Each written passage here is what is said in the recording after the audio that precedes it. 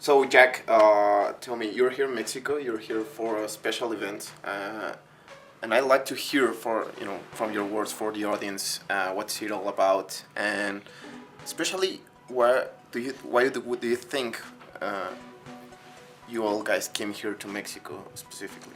Well, there's two reasons I'm here.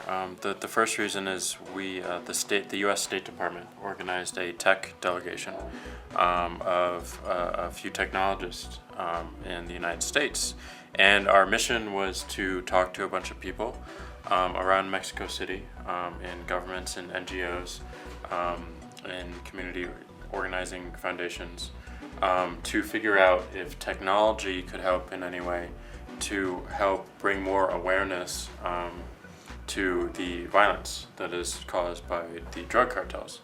And our plan was to just talk to a bunch of people and learn how technology is being used today, and then to hopefully at the end of this trip recommend something that we could act on and we could build. So that was the first step, and the second reason I'm here is for the Alliance of Youth Movements conference, and this is a conference that focuses on how young people are using technology to organize and to bring awareness to issues that they care about in mass, using technology and using social media and using a lot of the tools that have become famous today. And these are best practices around how to use these tools. These are people trading stories on past experiences. So those are the two reasons I'm here. And Twitter obviously plays a big part in the particularly in the the social movements category, and also bringing awareness to systems that didn't have a lot of transparency before. So I'm learning a lot. And I'm learning a lot of amazing things about how people are using these technologies and discovering, how quickly and how creative people can be to mold these technologies to be used in a way that works for them. Well, actually, I've heard you talk about, these unusual ways, or at least unusual to you, ways of people using Twitter, for example, and you were talking a bit earlier about the Moldova case, and, do you think these kind of experiences have driven Twitter into another area of what you first thought? Oh, definitely. I think the most amazing thing about Twitter is that, to me, is that it's redefined every single tweet. Every person has their own definition of what it is and why it's important, and why it's relevant, and what it can be used for.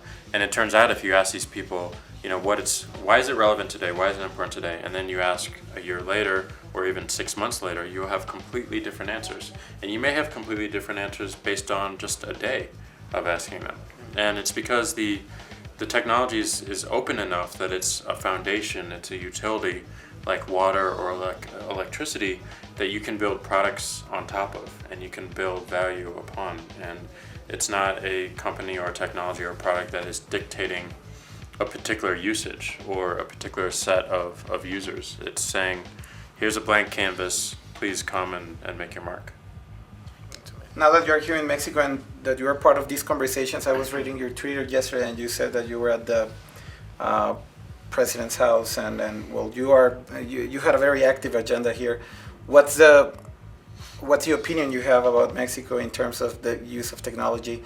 I was reading also that you tried to convince Carlos Slim to jump into Twitter, which is a very big feast, I guess, because the thing is, this guy is really famous because he's into the telecommunication business and technology business, but he's famous because he doesn't have a computer. So I'm wondering, how is he going to tweet?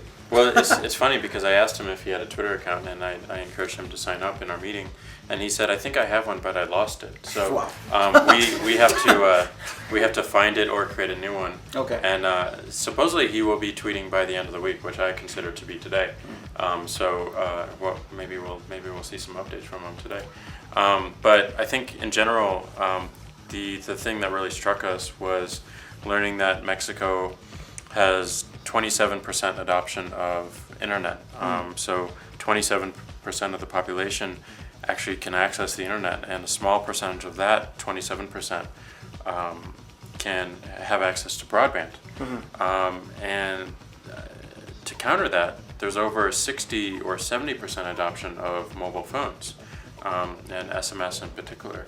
But the problem with the mobile phones is it's still quite expensive to participate even in that network. So I think there's a lot more research that needs to be done on how people are using technology here in Mexico. I think like any company or any organization, there's always a severe lack of data. There's a severe lack of understanding about what is being used today, so that we can start building the products and so we can start promoting the services of the future. So I think step one is to get better analytics and really understand where technology is succeeding and where it's failing, and then we can determine why it's failing, and we can start propping it up, or determine that we need to go another route.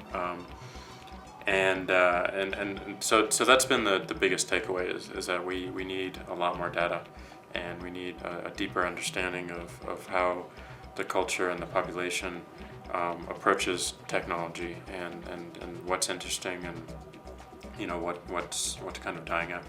How do you think Twitter can help? You were talking about the relationship of the whole concept of one of the purposes of your visit is to talk about the violence in the country caused by the drug cartels. How do you think Twitter can help in that matter, in that specific matter, which is a very big problem for the country right now? Right. So I think the biggest way it can help potentially, and not necessarily Twitter, but technologies like it, is to create a system where people can anonymously report activity, and this is activity of drug-based violence or corruption.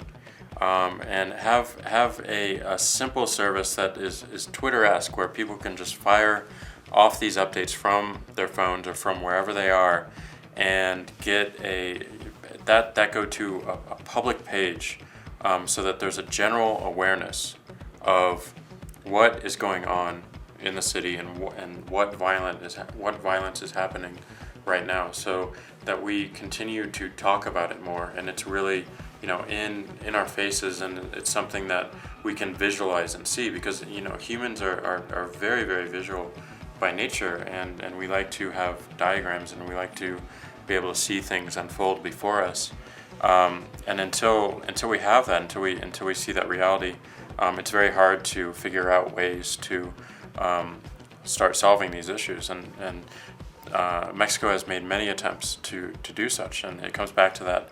I think that lack of data, but also the feeling of a lack of personal safety, and even standing against this violence. So there's a few things that we have to consider in talking about this issue and trying to solve this issue, is that we need to pay attention and respect the fears of participating in a system like this, but also make it easy enough that people can do it at a moment's notice, and they get some sort of reward by doing it, where the reward is like, oh yes, that I stopped something from happening, or that person has been arrested, or that person is no longer engaging in that activity. Someone is taking care of it. And that's basically it. We report something like that, we want to see feedback, and the more instant and immediate we can make that feedback, the more people are going to use the service. Well, actually, we heard that you guys are working in a translation for Spanish on Twitter, right? And along with the broadband issue, there's the language issue. Right. So Right. How's that working, the translation thing? Well, Facebook did something really awesome, which is they built a system where any user could come and translate the site themselves. So what people did was they came to Facebook and they saw little bits of text that were in English, and they translated just that bit of text to Spanish. And it was shown on the live site to all Spanish users. And of course this was vetted and moderated, so that there was correctness in the system, but doing something like that really creates a sense of ownership over the product.